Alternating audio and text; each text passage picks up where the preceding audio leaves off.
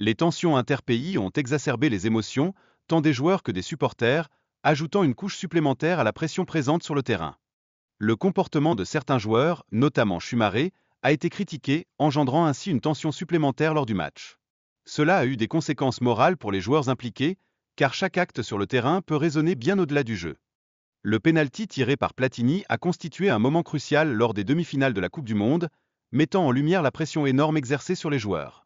À cet instant précis, la France nourrissait l'espoir d'une victoire décisive, un tournant dans leur histoire. La guerre des Malouines a profondément influencé le match entre l'Argentine et l'Angleterre, instaurant une atmosphère de revanche chez les Argentins. Ce contexte historique a intensifié les émotions, transformant le jeu en une bataille symbolique. Les controverses entourant les buts de Maradona ont alimenté de vifs débats sur la justice dans le football, ce qui a rendu ce match mémorable. La main de Dieu et le but du siècle sont devenus des moments clés de toute une génération d'amateurs de football. Les rivalités historiques entre l'Argentine et le Brésil sont souvent exacerbées par des incidents sur et en dehors du terrain, créant un climat de tension palpable lors des matchs. Cela ajoute une dimension spectaculaire et dramatique à chaque affrontement. Maradona, cette légende controversée, a souvent été au cœur de polémiques, en particulier avec des accusations de dopage durant la Coupe du Monde. Bien que terni par ces controverses, son talent indéniable continue d'inspirer et de fasciner des générations entières.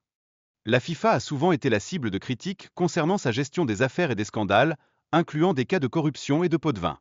Cette situation a affecté la crédibilité des compétitions internationales, rappelant que la transparence est essentielle.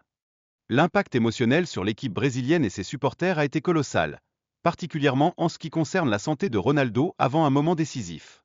Cette situation a engendré une atmosphère de tension insoutenable, un rappel poignant de la fragilité de la performance sportive. Les décisions de l'entraîneur Zagallo ont été mises en question, certains soupçonnant qu'il ait été contraint de faire jouer Ronaldo sous des pressions commerciales. Cela soulève des préoccupations sur l'intégrité des choix tactiques, souvent influencés par des intérêts extérieurs. La finale s'est distinguée par la performance saisissante de l'équipe de France, qui a su capitaliser sur l'état de Ronaldo.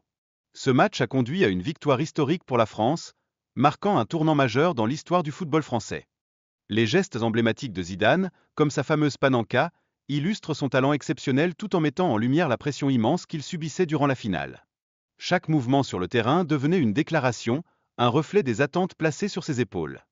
Les pratiques de provocation observées dans le football italien, notamment celles subies par Zidane, mettent en évidence la nature compétitive du sport, parfois au prix de comportements impulsifs de la part des joueurs. La passion peut parfois s'embraser, tant dans l'amour que dans la rivalité.